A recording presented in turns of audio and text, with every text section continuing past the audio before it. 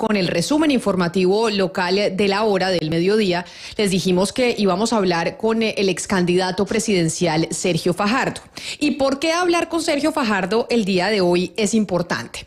Porque desde la semana pasada y el fin de semana hemos venido siendo testigos en Colombia, una vez más, de un escándalo desde la presidencia por el ingreso de dineros a una campaña. Esta no es la primera vez que lo vivimos en nuestro país. No, la campaña presidencial de Gustavo Petro no es ni la primera ni la única en recibir dineros que violen los topes. Lo vivimos, por ejemplo, con la campaña del expresidente Ernesto Samper, vivimos algo similar con la campaña de Juan Manuel Santos, vivimos algo también así con Oscar Iván Zuluaga, que no llegó al poder, e igualmente con la de Iván Duque. Entonces, esta repetición de conductas que vemos en Colombia frente a las campañas presidenciales, a uno sí le hace preguntarse, oiga, es que es imposible llegar a ser presidente en Colombia si no se violan los topes de los recursos y de la plata que puede ingresar a una campaña presidencial. Y por eso usted, doctor Sergio Fajardo, que ha sido candidato presidencial 3 veces en nuestro país, yo creo que nos puede responder esa pregunta. Bienvenido y mil gracias por estar con nosotros aquí en Mañanas Blue. Buenas tardes, Camila, y muchas gracias a ti por invitarme a conversar ahora con ustedes en Mañanas Blue. Una pequeña aclaración, 2 veces y media, porque la primera fue candidato a la vicepresidencia con Antanas Mocus en el 2010. Pero he estado en 3 campañas, claro que en esa, pues, es una pequeña anécdota, me caí de la bicicleta y quedé lesionado, pero sí he estado en campañas presidenciales, he estado en campañas para la alcaldía de Medellín, para la gobernación de Antioquia, y le voy a decir rápido, se puede ganar sin hacer trampa, ese es el punto fundamental. Digo 2 palabras para explicar lo que yo pienso, y he estado pues pensando alrededor de este tema toda la vida. Además, ustedes me han oído a mí, yo no sé cuántas veces, en todas las campañas, diciendo, miren las fotos, la forma como se llega al poder, así se gobierna, la campaña determina, etcétera. Lo he dicho millones y millones de veces y, por supuesto, pues no muy escuchado. Pero voy a decir lo siguiente, mire, el tema de las campañas está bien reglamentado. Hay unas reglas y el reto es, pues, cumpla las reglas. Eso es todo. Es que nosotros tenemos muchas leyes, usted puede mejorar las leyes, puede buscar una mejor condición para la participación política, habitualmente se habla de las reformas políticas, pero hay unas leyes y esas leyes se respetan y funcionan. Es que, ¿por qué en Colombia es un misterio extraordinario respetar las leyes? Por ejemplo, en el Consejo Nacional Electoral, la experiencia que nosotros hemos tenido ha sido una buena experiencia. Cuando nos ha tocado pues tramitar lo que nos corresponde a toda persona que sea candidato o candidata, pues tiene que cumplir con esos requerimientos. Hemos tenido personas que les corresponde revisar nuestras cuentas y en términos generales se siente seria, bien preparada y yo no me puedo quejar. Es extraordinario lo que yo estoy diciendo. Ahora, lo que pasa es que Pero mire, lo interrumpo. Usted dice que ha sido candidato 2 veces y media y usted dice sí se puede. Uno sí puede llegar al poder en Colombia sin violarse los topes y siguiendo las reglas. Sin embargo, usted pues no ha podido llegar a la presidencia, siempre le ha faltado como el centavo para el peso, digámoslo así. Y vemos las experiencias pasadas. Vimos la experiencia de Juan Manuel Santos en segunda vuelta contra Oscar Iván Zuluaga, en donde en esa campaña tenían casi que ya asegurada la pérdida. Entonces ahí es donde empieza el escándalo de Odebrecht, que entraron dineros a la campaña de Juan Manuel Santos del tema de Odebrecht. Igualmente el de Iván Duque. Y ahora vemos el escándalo de Gustavo Petro, en donde también el presidente Gustavo Petro para segunda vuelta, pues mucha gente dijo, oiga, va a ganar Rodolfo Hernández, y lo que ha dicho su hijo Nicolás Petro en entrevistas este fin de semana es: vimos la campaña también perdida, necesitábamos plata, pues ¿para qué? Para las manifestaciones, para las camisetas, para las cachuchas, para movilizar la gente, porque pues una campaña cuesta dinero. Entonces, sí pareciese que con esas experiencias que hemos tenido nosotros en Colombia, y usted que no ha podido llegar al poder, entre otras cosas, pues que es imposible hacerlo si no se tiene el dinero para ello. Mire, Camila, ya lo dije, yo creo que se puede. El hecho de que no haya ganado no significa que fue porque no tenía la plata o porque no hice algo ilegal. Esa es otra discusión, no ganamos porque no ganamos. Pero le voy a dar un par de ejemplos. Y primero, yo he llegado al poder, yo fui alcalde de Medellín y fui gobernador de Antioquia con unas votaciones extraordinarias, a pie, sin esconder un solo peso y llegamos al poder, y eso es mucho poder. Ahora, no he ganado yo cuando he sido candidato a la presidencia, vicepresidente con Antanas Mocus, y en las 2 veces que he sido candidato individualmente. Hay múltiples razones, pero mire, lo que pasa es que la plata es importante. Le voy a dar un ejemplo. Aquí lo tengo y estaba revisando para que ustedes me entiendan, y aquí estoy viendo a la profesora Elizabeth Ungar en la pantalla, que seguramente va a estar comentando. Entonces miren a estas cifras para que ustedes se den cuenta de las cosas que pasan y cuánto vale y qué papel juega la plata en la política. Pero no estoy diciendo ilegal, sino pongámoslo en estos términos. Elecciones del 2018. En el 2018 yo quedé de tercero a 250,000 votos de Gustavo Petro. Mire la votación que yo saqué como candidato a la presidencia, en ese momento en la coalición Colombia con el Partido Verde, Claudia López y Jorge Robledo, fue 4.600.000. Iván Duque en esa primera vuelta sacó 7.600.000, Gustavo Petro 4.800.000, a 250,000 votos de él quedé, y Germán Vargas Lleras sacó 1.412.000 pesos. Miren los gastos de mi campaña fueron 10.685 millones de pesos. Los de Iván Duque, estamos hablando de la primera vuelta para que ustedes empiecen a mirar la diferencia, que es lo que hace la plata, 24.174. Iván Duque gastó 13.000 y pico de millones de pesos más que yo en la campaña. Petro, 23.897, sacó 13.200 millones de pesos más que yo en la campaña. Y Germán Vargas Lleras gastó 21.972 millones de pesos en la campaña. Lejos, la campaña mía fue la que menos sacó. Yo, por ejemplo, no salí en campañas publicitarias en televisión porque no teníamos la plata. Ahora podríamos haber pedido préstamos porque eso está reglamentado.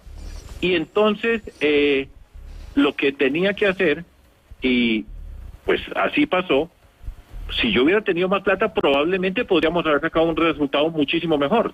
Pues, con 10.000 millones de pesos más hubiéramos podido hacer publicidad por todo Colombia, sacar microperforados por todo Colombia y llegar a muchas partes.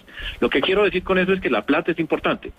Ahora, que no se tiene que hacer trampa. Yo creo firmemente en sapos, y dentro de esos sapos pasan muchas cosas muy oscuras. Con ese camino, por supuesto, tenemos lo que pasa en nuestro país y la corrupción que tenemos en Colombia, que está muchas veces, la mayor parte de la corrupción está asociada a la forma como se hizo la campaña, como se llegó al poder y lo que se tiene que pagar después de que se llegó a la campaña. Pero se puede hacer bien hecha, y no hay que no hay que tener no hay que hacer trampa para poder llegar al lugar. Ex candidato, hay razones. Ex candidato Sergio Fajardo, otra de las cosas que se dicen cuando en cada uno de los últimos gobiernos ha salido aquello de que se violaron los topes de campaña, que hay que investigar, etcétera, vuelve la discusión, pues que el Estado financie la totalidad de las campañas. Y es que, pues yo no sé, y ahorita nos dirá la doctora Ungar si esto es lo que se usa en el mundo o no, pero por ejemplo, se permite recibir para el Estado en primera vuelta de presidenciales 7.400 millones de pesos, pero el tope para primera vuelta son 27.400 millones de pesos. Es decir, hay un campo de 20.000 millones de pesos que pueden recibir los candidatos del sector privado o de otras maneras. Eso es demasiado dinero. Mi pregunta para usted, con las cifras que nos ha dado, es ¿cómo recibir esos dineros de privados sin estar comprometido o sin quedar, digamos, como comprometidos con esos donantes, que es también lo que siempre pasa y la razón por la que algunos candidatos violan los topes? Claudia, buenas tardes. La razón para mí es muy sencilla. Pues habitualmente, y seguro la profesora Ungar va a decir lo que se pide habitualmente en una reforma política, que el Estado pague totalmente las campañas para que no haya influencia de los privados. Pero vuelvo a la palabra que a veces resulta mortificante para unas personas, es cuestión ética. Si a mí una persona me aporta un recurso, yo le tengo que dar algo después si llego al poder porque me aportó ese recurso. Esa es la pregunta. Ese es el problema detrás de todo esto. Entonces, pues la respuesta es no. ¿Por qué tiene que ser eso? Siempre estamos asumiendo que estamos con tramposos, que esos tramposos van a hacer negocios para llegar al poder. Ya hemos visto lo que ha pasado. Yo puedo responder por lo que nosotros hemos hecho, por lo que yo he hecho, y seguro que otras personas. O sea, no soy el único. Pero es que claro, pero mire, doctor Fajardo, entonces, yo no quiero estar aquí en defensa. Yo no quiero entrar aquí en defensa de los tramposos, ni en defensa de los que reciben platas non santas para poder llegar al poder, ni mucho menos. Simplemente veo un patrón que se repite y se repite en Colombia, y entonces cuando estas personas dicen, bueno, o meto una plata y la recibo para poder llegar al poder, o no fui presidente, pues creo que ahí se genera como una disyuntiva para esa persona que tiene que tomar la decisión. Pero usted... Nosotros hemos hecho campaña y yo he ganado en Medellín y he ganado en Antioquia, pero no ha ganado la presidencia. Y ahí es donde yo le pregunto, ¿hay una diferencia entre la campaña a nivel nacional, la campaña presidencial y la campaña regional? Porque uno sí ha visto campañas regionales que uno dice, oiga, sí son limpias, no se recibieron dineros extraños, no se hipotecó la alcaldía para poder llegar al poder, ni mucho menos, y eso lo hemos visto, por ejemplo, en Bogotá y en otras partes del país. ¿Usted no cree que hay una diferencia entre la campaña presidencial en ese sentido y las campañas locales? Pero 2 puntos, y voy al primero. Cuando tú dices que no estás defendiendo, pues por supuesto que no. Ahora, pero el líder es el que decide. Entonces, como tengo que ganar, recibo esta plata. Ese es el dilema. Ustedes recuerdan, en un debate, estaba muy joven, Camila, en un debate, recuerdo que era, creo que para la alcaldía de Bogotá, Antanas Mocos estaba preguntando en un panel, ya la memoria me falla un poquito, pero estoy tratando de recordarlo, y le pregunta a Samuel Moreno que si él aceptaría comprar unos votos para ganar la elección, porque eso sería que él gobernaba Bogotá y que iba a hacer lo mejor por Bogotá, y Samuel Moreno dijo que sí, y mire dónde quedó Samuel Moreno. O sea, esa es la ética. Es que, pero ¿por qué yo tengo que aceptar? Mire, yo he querido ser presidente, no he podido por mi incapacidad, porque las otras personas tienen capacidad, por lo que usted quiera. Pero lo que sí tiene que tener un líder es la capacidad de decir no. Entonces el proyecto es, hay que ganar, ganar por ganar. Esa es la moral que hay detrás de muchas cosas. Y no solamente para las campañas, sino en otros contextos. Entonces tenemos que aceptar eso. Entonces para la próxima elección, yo me presento pues para la próxima elección, recibo plata de todo el mundo y ahí sí gano. No. ¿Por qué nos da pena decir que tienen que tener principios? Y si usted sabe que no va a ganar, pues aprenda, no gane. Si significa que usted tiene que hacer trampa. ¿Por qué? Pero, doctor Fajardo... Eso no tenemos que validarlo, ni justificarlo, ni es que así es la vida, y es que son sapos, así es en todas partes, un poquito. Ese es ahí donde estamos. Doctor, y por eso estamos en las que estamos. Doctor Fajardo, sí es cierto que usted siempre ha sido muy coherente con ese discurso del principio al final y siempre lo repite, pero yo también me pregunto si lo que pasa acá no es un poco lo que pasa a veces con el contrabando, con la economía informal, que es el terreno fértil del crimen.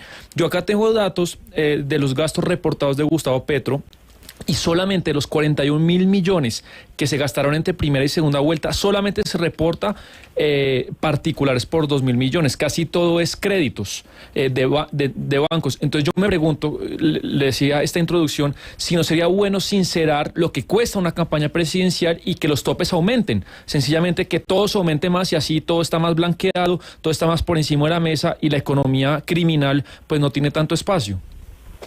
No, Santiago, es que estamos partiendo, Sebastián, perdón. Señor. Estamos partiendo de que esto se tiene que hacer mal, entonces hagámoslo menos mal, entonces, aumentemos los topes. Entonces, cuando aumentan los topes se van a necesitar más plata, y siempre esa línea, entonces dice, bueno, ¿cuánto sería el tope por el cual el mundo criminal no va a permear una campaña? Eso es falso.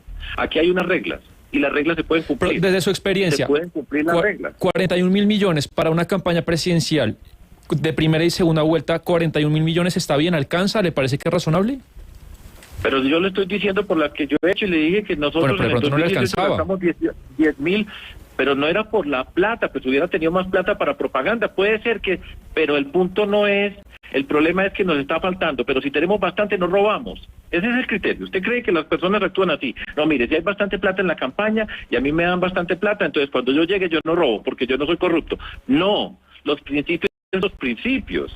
Es que esa es la discusión central detrás de todo esto. Subámoslo más pues porque así no roban. O el cuento que se ha hecho muchas veces, se dice en Colombia, cuando dice este candidato, es que él es muy rico, entonces no va a robar porque él no necesita. Y está implícito entonces que los que roban son los que tienen menos plata. Esa es para mí la falacia.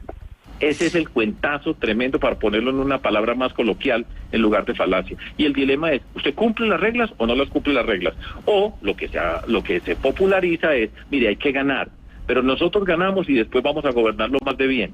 Falso, falso y falso. Ese es el punto. Ahora, pues, ¿qué sociedad queremos? Estamos en esta. Entonces, bueno, este no es tan ladrón, es que él tiene plata, repito, tiene plata, entonces ¿para qué va a robar? Él no tiene que robar porque no necesita. Falso, hay corruptos gigantescamente ricos y son súper corruptos y roban a pesar de que les sobra la plata. ¿No será, doctor Fajardo, que el problema en Colombia también es de cultura o de educación política? Usted que es profesor lo debe saber, o sea, la gente no sabe finalmente elegir, termina eligiendo por el que más invierte en publicidad, porque el que ofrece compra de votos, por el corrupto, por el ladrón, o sea, creo que hay un problema de información y de educación política generalizado que nos tiene metido en este círculo vicioso. En parte, yo creo que es importante educarnos, pues por supuesto yo llevo toda la vida diciendo que con educación todo se puede, en particular una cultura cívica que nos permite entender la dimensión de lo que significa participar en unas elecciones, el valor de una democracia, todo esto es necesario. Ahora, yo creo que muchas de estas cosas, la mayor forma de educar es el ejemplo. Yo creo que la mejor forma de educar es el ejemplo. Mire, esta mañana sabía que iba a hablar con ustedes y estuve revisando de Transparencia por Colombia. La profesora Ungar conoce también muy bien la organización, que es la parte, capítulo colombiano de Transparencia Internacional. Y estaban analizando la lucha contra la corrupción en el gobierno Petro. Yo no les voy a repetir el análisis, pero le voy a decir el primer punto de lo que recomienda Transparencia Internacional, el capítulo de Colombia, para luchar contra la corrupción. ¿Y sabe cuál es el primer punto? Liderazgo ético. No nos dé pena esa palabra. Aquí hay gente muy viva, inteligentísimos, jodidísimos para hacer las cosas. Pero el liderazgo ético a mí me parece que es crucial para hacer las cosas. Y tiene que empezar por las personas que tienen la responsabilidad. Ustedes tienen como periodistas una obligación ética en la forma como informan, como conducen ustedes la información, etcétera. Y nosotros, los que tenemos una responsabilidad pública, pues tenemos una condición, una obligación ética. Y por eso hace falta Antanas Mockus, entre otras cosas, ¿cierto? Para hablar de cultura ciudadana, para hablar de esos tres elementos que él explicaba siempre. Y no voy a dar pues yo ahora una lección, pero era la ley, que dice unas cosas, la moral, que es el comportamiento que yo tengo individual, y la cultura, que es el comportamiento colectivo. Y nosotros tenemos que buscar que la ley, la moral y la cultura coincidan. Entonces aquí hay una cultura que dice, no, hay que robar esto, hermano, él quiere ser vivo, usted quiere ganar, pues hágale. Falso, y lo mismo pasaba con el narcotráfico y muchas de las cosas que han pasado. Esa palabra se dice en Colombia, ética.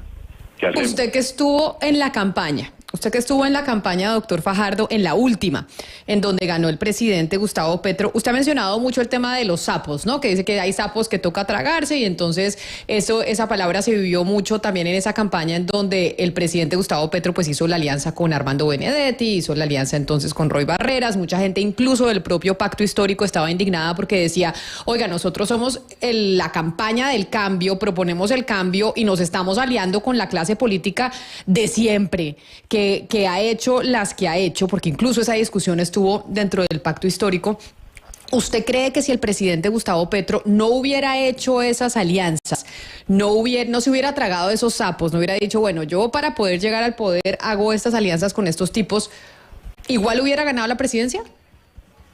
Pues eso es lo que él creía, y lo dijo su hijo Nicolás. Yo le puse mucha atención a esa entrevista, escuché la voz además porque me interesa. Hay una cantidad de elementos ahí en este drama que estamos viviendo en Colombia muy impresionantes, pero el mismo hijo dijo, ayer llegamos a la conclusión de que si no los metíamos, no ganábamos, y eso fue una decisión de ellos.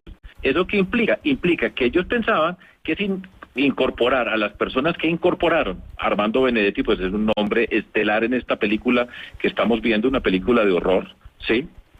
Y lo pusieron porque querían ganar, y ellos mismos, repito, lo dijo el hijo del presidente Petro, que ellos habían llegado a esa conclusión, que si no era con estas personas, no ganaban, entonces los incorporaron, tomaron una decisión ética, ahí estamos. Estamos esperando que Armando Benedetti hable. Doctor Fajardo, usted está hablando de una película de terror que estamos viviendo los colombianos, pero doctor Fajardo, sí, esa película de terror la hemos vivido en los últimos 20 y pico de años, porque lo que ocurre es que se repite todos los años constantemente y hay que buscar una salida. Pero mire, ¿no cree usted ha hablado del tema ético, que es muy importante, sin duda alguna es muy valioso, yo diría que es el más importante de todos, pero ¿no cree usted que de pronto también la sanción social y la sanción penal debe ejercerse? La ley dice que un presidente que ha sido elegido con dineros mal habidos o que ha sido dinero de dudosa procedencia o se han violado los topes, pues tiene que perder la majestad de la presidencia. ¿Usted no cree que de pronto nos ha hecho falta en Colombia una sanción de ese tipo? Es decir, si se hubiera sentado el presidente, que en su momento el doctor Ernesto Samper haya tenido que abandonar la presidencia porque recibió dinero de la mafia, ¿usted cree que esa lección no hubiera servido para que Colombia, de allá para acá, por lo menos no estaríamos repitiendo esta película de terror, como usted muy bien lo ha dicho, cada 4 años? Hombre, es difícil decirlo.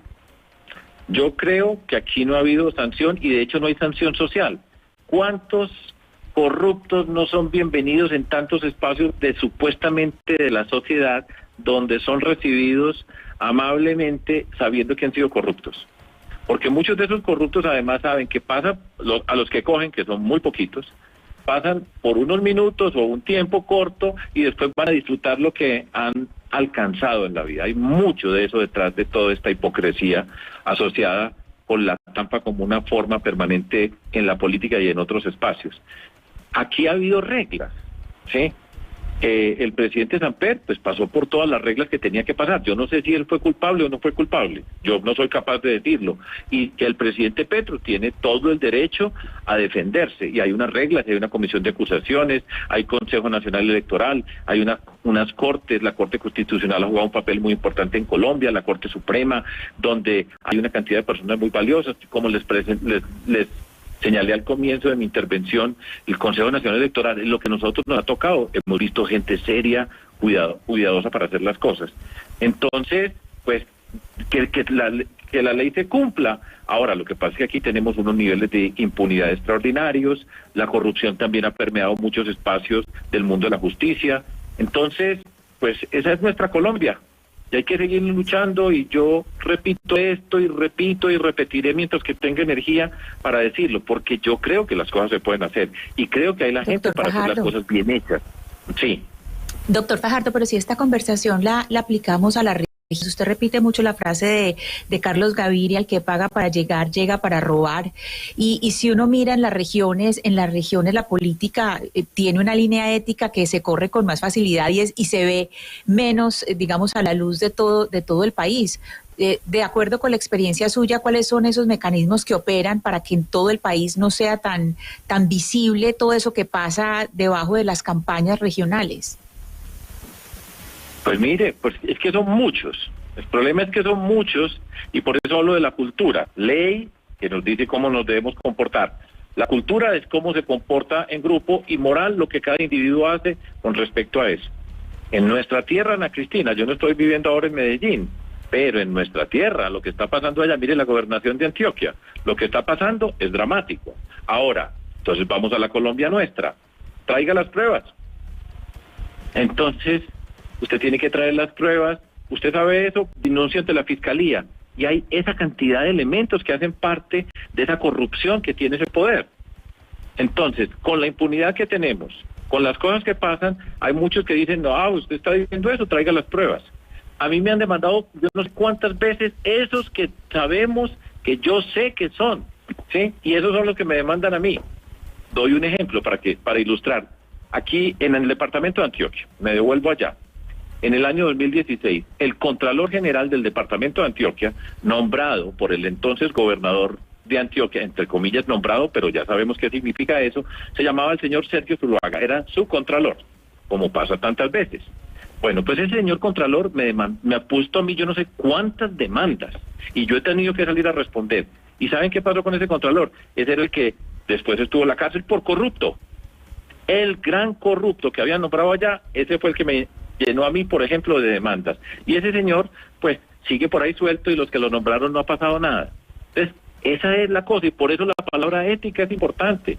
Y decirnos si tenemos, y actuemos de manera correcta. Sí, pues muy ingenuo, pero entonces, pues tenemos que hacerlo, y no nos tiene que dar pena de actuar de manera correcta, y no nos tiene que dar pena respetar las leyes, porque hay una cantidad de vivos que no las respetan. Entonces todos nos volvemos iguales. Ese es el paraíso de los corruptos. Doctor Fajardo, ¿cuánto se ha hablado en Colombia del señor Mario Castaño, por ejemplo? Sí. ¿Cuánto se ha hablado? ¿Cuál fue la manifestación del Partido Liberal condenando lo que hizo el señor Mario Castaño, para poner un ejemplo reciente? No. Y el tema de los aportes de particulares, encima y debajo de la mesa. Yo quería preguntarle por la campaña del actual presidente. Usted compitió contra él en 2018 y en 2022. Le voy a leer unos números y quisiera saber su opinión. Lo que reporta Gustavo Petro en segunda vuelta como gastos totales es 3.200 millones, ¿cierto? Los ingresos, doctor Fajardo, es 11.638. De esos 11.638, el 99% es créditos bancarios, y el único ingreso de particular que se reporta es de 30 millones, de Luis Gabriel González Marín. ¿Usted se cree, se lo pregunto por su experiencia, que el único gasto reportado de un particular de una campaña tan millonaria sea de 30 millones de pesos? ¿Le parece verosímil? Me parece difícil, pero yo no puedo juzgar, Sebastián, ¿cierto? Pero verosímil le parece. Tiene que responder. Pero es difícil. Por ejemplo, le digo cosas que hacíamos nosotros. Si a usted le prestan un avión para ir a una parte, tiene que reportar que le prestaron el avión y cuánto sería el costo. Cosas de ese estilo. O sea, las reglas están. Pero pues se cumplen o no se cumplen. Yo no puedo juzgar, no tengo la capacidad para decir si él actuó de manera correcta o no con respecto a la financiación de particulares. El mismo Nicolás Petro, que hoy pues es referente de la discusión en Colombia, el mismo Nicolás Petro, el fin de semana pasado, decía que en Colombia había mucha doble moral. ¿Cómo le parece? Y él va a hablar, en principio va a hablar de todos esos de la doble moral. El mismo Nicolás Petro decía, Benedetti, qué tan raro que está tan callado. Todas esas cosas pasan ahí, ¿cierto? Ahora, ya sabemos, muchas de estas cosas han pasado y siguen pasando, y ahora venimos para elecciones. Ya lo preguntaban a Cristina Restrepo, miren muy bien los candidatos que hay. Yo digo, a mí me duele, por ejemplo en Antioquia, en mi departamento, para no estar hablando de todos, pero el lío es grande porque tenemos 1.102 municipios. En cada municipio, si cada partido, hoy tenemos 35 partidos, si cada partido presentara una lista al Consejo en 1.102 municipios, tendríamos 35.000 listas, y entonces, cada persona de cada lista es una campaña individual, y cada persona que hace parte de una lista al Consejo, el municipio más pequeño, Bogotá, tiene que presentar sus gastos.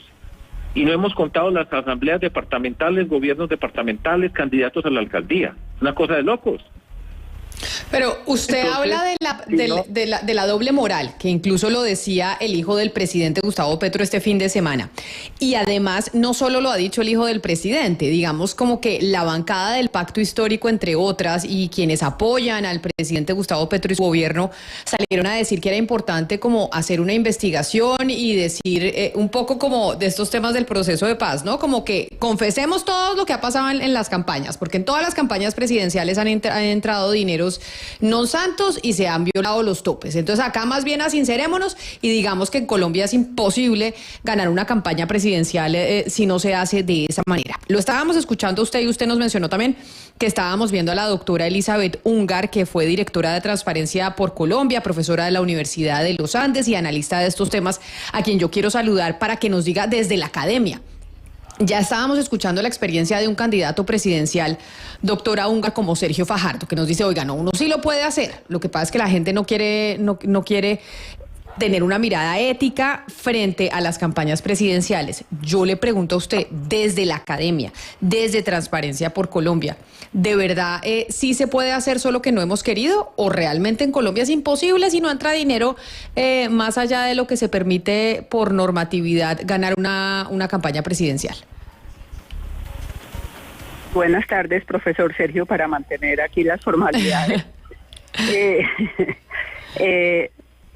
Pues en el momento actual, tal como están las cosas, no se puede hacer de una manera distinta y eso es lamentable. Me duele muchísimo tener que decirlo de esa manera tan abrupta y tan clara, tal como están las cosas hoy en día, no se pueden hacer de otra manera, porque está demostrado que no se están cumpliendo las normas, que no hay quien las haga cumplir, porque hay normas que si realmente hubiera la voluntad política y la voluntad de quienes están encargados de vigilar estos procesos, tuvieran la voluntad y no fueran fichas de aquellos a quienes están controlando, sí se podría hacer, pero tal como están las cosas hoy en día, no se puede hacer de una manera distinta y eso es lamentable.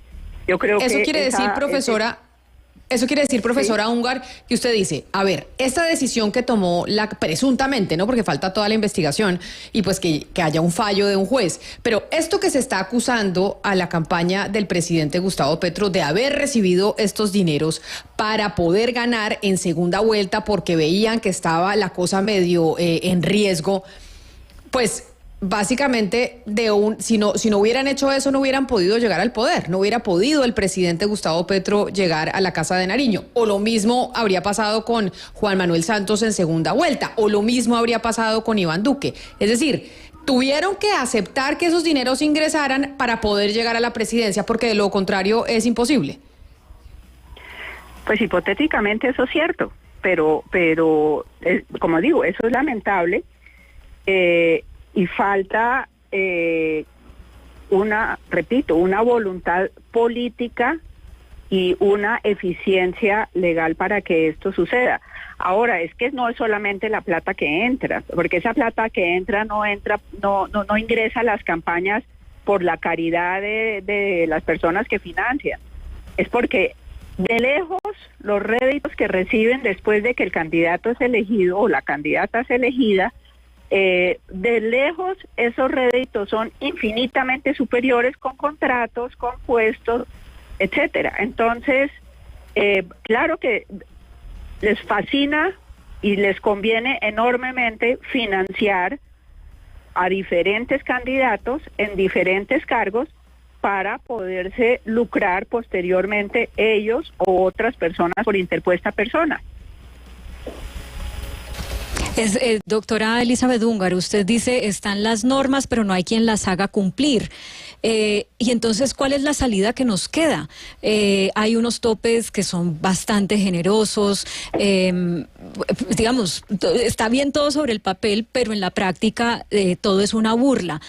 ¿A qué otro sistema o qué otro sistema podemos emular para estar mejor o sencillamente estamos condenados a esto? No, yo no quiero pensar que estamos condenados a esto, sería un suicidio, realmente un suicidio para la democracia. Yo pienso que en este momento la relación elecciones y financiación es una relación absolutamente tóxica, una relación que debilita la legitimidad del Estado, que legitima a los propios gobernantes, que debilita su gobernabilidad. Y creo que se necesita una reforma profunda del sistema electoral colombiano, sobre todo en lo que tiene que ver con la institucionalidad electoral, el Consejo Nacional Electoral, la Registraduría Nacional del Estado Civil, la sección 5 del Consejo de Estado, darles los dientes necesarios para hacer eso. Ahora, repito lo que ya dije, mientras los miembros del Consejo Nacional Electoral sean elegidos por a quienes tienen que controlar, o sea, el ratón cuidando el queso, no vamos a llegar muy lejos, desafortunadamente. Es paradójico que el presidente Gustavo Petro, quien durante su paso por el Congreso fue uno de los mayores críticos de la corrupción, y no solamente críticos, sino que además hizo denuncias concretas que llevaron a investigaciones administrativas y penales, que durante su campaña el lema de la lucha contra la corrupción estuvo permanente prácticamente en todos sus discursos, no le haya puesto el mismo interés y el mismo peso a la reforma política que contenía algunas de esas propuestas que se debatió en el Congreso y que finalmente no tuvo ningún éxito, como el interés que le ha puesto a otras reformas que son muy importantes: salud, educación, trabajo, pensiones, etcétera. pero no, simplemente dejaron morir esa reforma y estamos en las mismas, estamos exactamente en las mismas. Pero aquí vemos una divergencia entre lo que dice usted, profesora Elizabeth Ungar, y lo que dice el profesor ex candidato presidencial Sergio Fajardo. Él dice, sí se puede llegar al poder sin tener que sucumbir ante estas propuestas de dineros extralegales en las campañas presidenciales. Y usted dice, no, lamentablemente la cosa como está en Colombia es imposible. Frente a su postura que dice, como está en la normatividad en Colombia es imposible llegar al poder de otra manera, ¿eso le quitaría un poco responsabilidad al presidente Gustavo Petro por lo que está pasando en su campaña o por lo que pasó? ¿O le quitaría responsabilidad al presidente Iván Duque o al presidente Juan Manuel Santos o a Oscar Iván Zuluaga el hecho de pues que en Colombia es imposible hacer política de otra manera según lo que usted nos está diciendo? No me malinterprete, absolutamente no es imposible, pero deben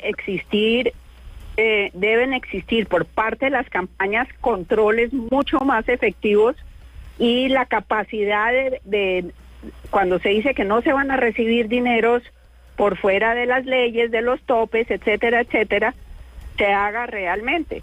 Ahora, es claro que en este momento hay una ventaja que ojalá se aplique una ventaja para combatir estos problemas, y es que a partir desde hace 2 años, no me acuerdo si fue exactamente hace 2 años, no son responsables los gerentes de las campañas y los elegidos de lo que suceda en sus campañas.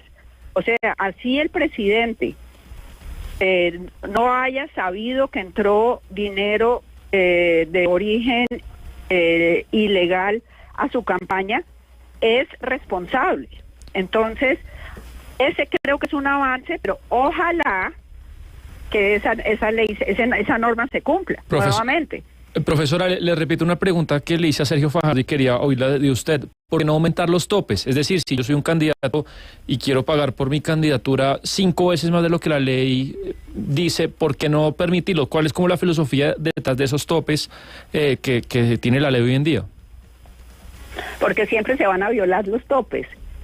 Es decir, es que siempre se van a violar y siempre se van a buscar los medios para violarlos, o por lo menos para no declarar lo que se entrega efectivamente. Es decir, el tema no solamente de topes, el tema es de que existe una inmensa impunidad, enorme impunidad. Creo que ese es un factor determinante en lo que estamos viviendo y que, entre otras cosas, nadie sabe cuánto cuestan realmente las campañas, tanto desde transparencia como desde la misión electoral especial. Una de las propuestas en ambos casos era que el Ministerio de Hacienda, junto con la DIAN y junto con otras entidades, tasaran en cifras reales cuánto cuesta una campaña.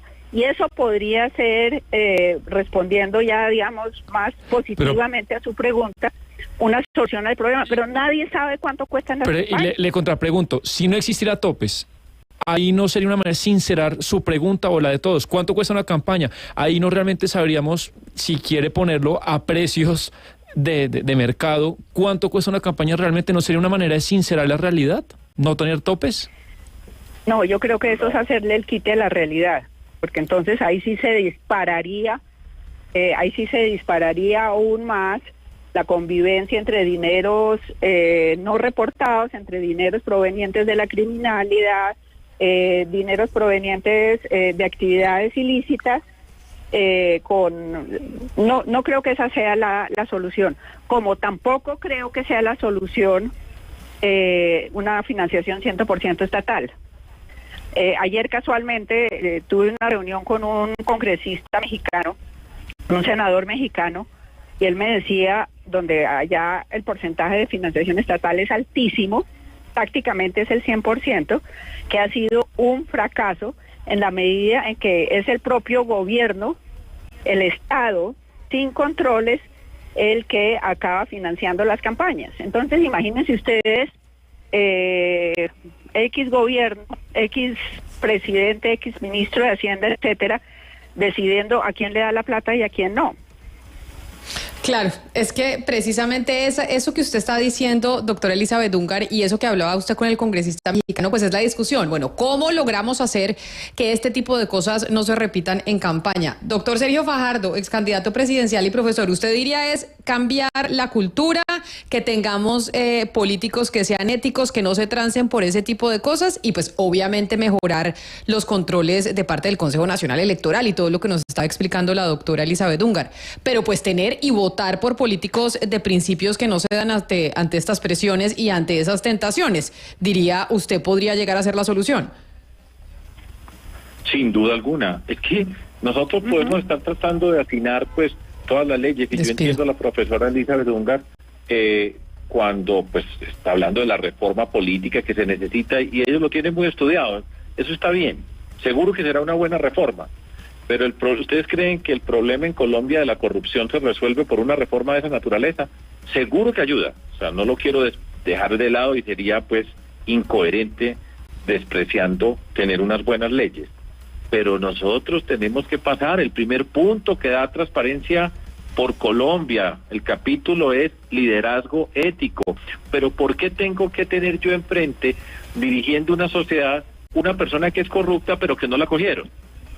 Nosotros necesitamos una persona que actúe de manera correcta, y se puede actuar de manera correcta, y uno no actúa de manera correcta solamente porque lo van a coger, entonces no lo hago. Eso es una forma, por supuesto, de prevenir y de evitar ciertos comportamientos, pero tenemos que darle la oportunidad a que podamos actuar de manera correcta a las personas.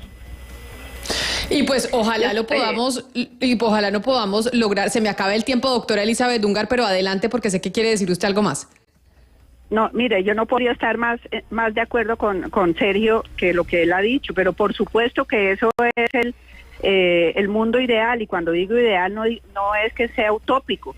Claro que a eso es a lo que tenemos que propender, pero cuando pensemos en la costa Caribe, en la costa atlántica, pensemos en el departamento del Atlántico, siguen votando los mismos por las mismas personas que todos sabemos que han sido, digamos, adalides de la corrupción política, no solamente, sino corrupción en otros sentidos también. Y la gente sigue votando por ellos. Pues esto que dice la doctora Elizabeth Ungar, esto que nos dice el profesor Sergio Fajardo, esto que está pasando en Colombia con el escándalo del hijo del presidente Gustavo Petro, denunciando lo que sucedió en la campaña presidencial de su papá, nos pone otra vez a hablar del sistema electoral colombiano, de la financiación de las campañas, de cómo solucionamos, de cómo hacer para que quienes lleguen al poder no tengan que hacerlo gracias a que recibieron dineros de personas al margen de la ley o violándose los topes de la campaña. Esto claro que va a ser motivo de discusión en pues los años y los meses que vengan, porque pues tenemos que sentarnos a hablarlo. A los dos, al doctor Sergio Fajardo y a la doctora Elizabeth Ungar, mil gracias por estar con nosotros hablando de este tema, muy valiosos sus aportes, ojalá lo podamos repetir, pero ya llega mi compañero